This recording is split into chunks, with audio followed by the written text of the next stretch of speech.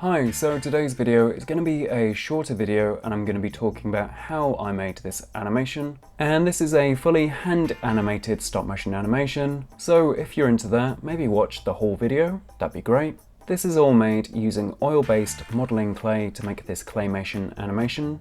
And the clay that I'm using today is Hue clay. This video is not sponsored, by the way, this is my genuine views. This video is just showing how I made this character for the animation that I made for their social media. And I'm using this clay for two reasons. Number one, because this is my brand of choice, I really like this clay for claymation. And number two was because this is a collaboration project between me and Hue. And this was just to make a fun little animation for them for their social medias. As I said, this is a much shorter video, so if you want to see the full tutorial, check that out on my Patreon. This video is going to be very briefly covering my processes on how I made this character. And as a little bonus, if you go onto my Patreon and sign up for a free account, you can actually access this free armature that I designed. So if you're wanting this free little design, just sign up on there for free. And also there's a new update in my shop.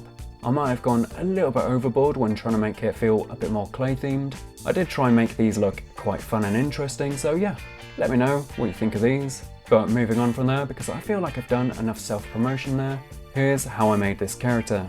So underneath all this clay is a 3D printed armature with wire parts.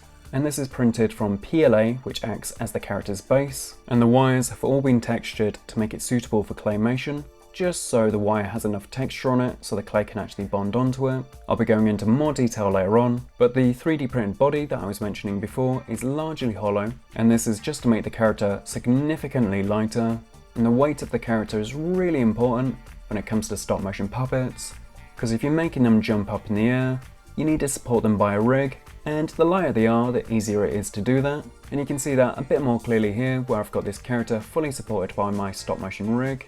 So at the start of every project, I do a really quick storyboard, and this is mainly just to plan out and kind of decide on the requirements of the project. And you can see here on the side, these are just rough sketches. They're just there to communicate the poses that I want in this animation. So with that information, what I did was design this armature that meets all my requirements of being super light for rigging. And then it's got tubing on the arms and the legs, just so they can be plugged inside. And it's got a detachable lower half.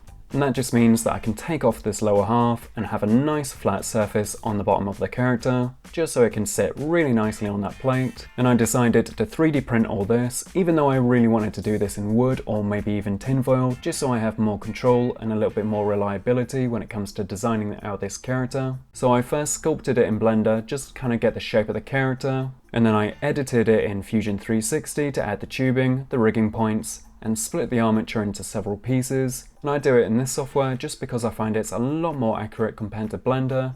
And then what I did was started printing out this character, and I'm printing this in PLA since it's really easy to use. And I've given it a 20% infill, you can see all these triangles here. And after printing that off, I'm just assembling the character, and the two halves can just slot together like so. Then what I'm going to do is start making the arms and legs out of wire. And to do this, I'm using 4 strands of 1mm aluminium wire, just because I find this is a nice combination of wires, and it feels really nice to kind of pose and bend it as you're animating. And then I'm mixing up and applying some epoxy glue onto the wire, and for this I'm using Zepoxy, which is a really good epoxy glue. It sets in 5 minutes. And you can see this in use on the armature right here. But after all the glue's dried, what I typically do is actually wrap this in sewing thread. And what this does is adds enough texture onto the wire, just so the clay can actually bond onto it and not slip off whilst you're animating.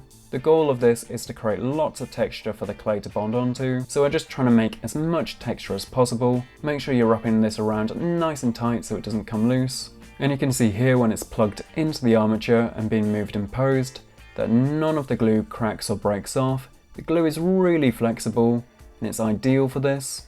But now what I'm going to do is move on a little bit and just start adding clay onto the armature. And as I mentioned earlier, I'm using Hue clay, which is my preferred brand of clay. This video is not sponsored, by the way, this is my genuine views. This video is just showing how I made this character for the animation that I made for their social media. So I'm just warming up this clay in my hands, then applying a flat piece of clay onto the head, and I'm sculpting it across the surface, trying to get a good coverage as I'm just kind of sculpting it into the shape. I just want to keep this nice and thin. I don't want to build it up too bulky, because The more clay I add, the heavier the character is going to be, and it's going to make the rigging a little bit more difficult the heavier this character gets. So I'm wanting to keep the clay really nice and thin, just so it doesn't build up the weight of this character too much. And then I'm doing it again, but this time with white clay, and I'm just sculpting this across, and I'm going to be using this white clay for the top and the eyes. Make sure you do clean your hands between switching colours of clay, because what happens when you're using oil-based modelling clay is that when you're sculpting it, quite often the pigments can transfer onto your hands and get stained. So yeah, just make sure that you actually clean your hands between switching colours, just so you don't stain the clay with a new colour. And then what I'm doing is using a silicone cone sculpting tool, and I'm just using that to tidy up the edges of the eyes. Then for making the pupils of the eyes that are fully animatable and move throughout the animation, I'm going to be taking some black clay and sculpting it into little circles.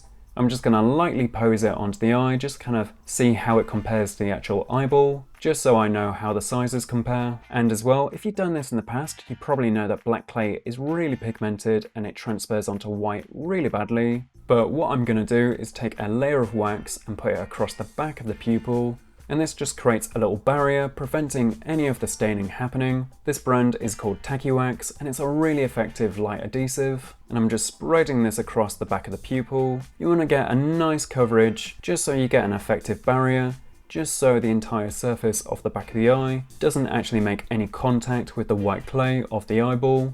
And when I go to stick this on, the tacky wax actually sticks really well.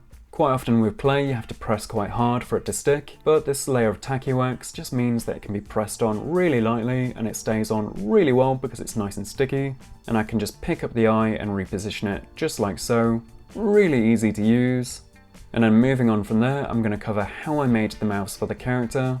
So throughout this animation I used quite a few different mouths, and these are replaced throughout the animation. So I've got several in key different poses that I want this character to make with their mouth, and then I've got duplicates in case any get damaged or dirty from use, just so I can replace those and keep on animating. And these are replaced all the way through the animation, and you don't really realise because they're super consistent. So they're made with using clay with an extruder, so you're just forcing all the clay through a former. So in this case it's a little round hole, and as it pushes out it makes an entire length of clay that's the exact same diameter and shape all the way through, and then I shape it and sculpt it into a little loop, and at that point it can be sculpted and shaped to whatever mouth shape that I want and just positioned on the character. It's really simple and quick to make. I love making these little simple mouths. It's a lot easier compared to other techniques. And I'd really recommend people doing this if they struggle with making mouths for claymation. But with all that done, this character's finally ready to be animated. So what I'm going to do is start assembling the character. So I'm just adding on the eyes, adding on the mouth, joining the lower half on just by sculpting it on, and then I'm plugging in the arms and the legs just by slotting in the tubes. So this character's now ready to animate. Unfortunately, because of its awkward shape, it actually needs a rig to stand up straight. But that's fine because I was anticipating using a rig anyway, to kind of make this character jump up into the air. So it's not the end of the world to use a rig, especially with how easy it is to take out a rig these days in either DaVinci Resolve or After Effects. If you're wanting to see a tutorial on how to do rig removal, I've got one on my Patreon, and that covers me doing full rig removal in DaVinci Resolve, which is a free software, really great software to use. And again, if you're wanting these free armature designs, you can get those just by signing up to my Patreon for free. And as well, I've got a new shop for merch, so if you want to see those, just check that out in the link down below. And yeah, just let me know if I went a little bit too extreme with these product pictures. I just wanted to make it quite clay themed and interesting looking. And with all that said, this is the end of the video. Hope you learned something and have a good day.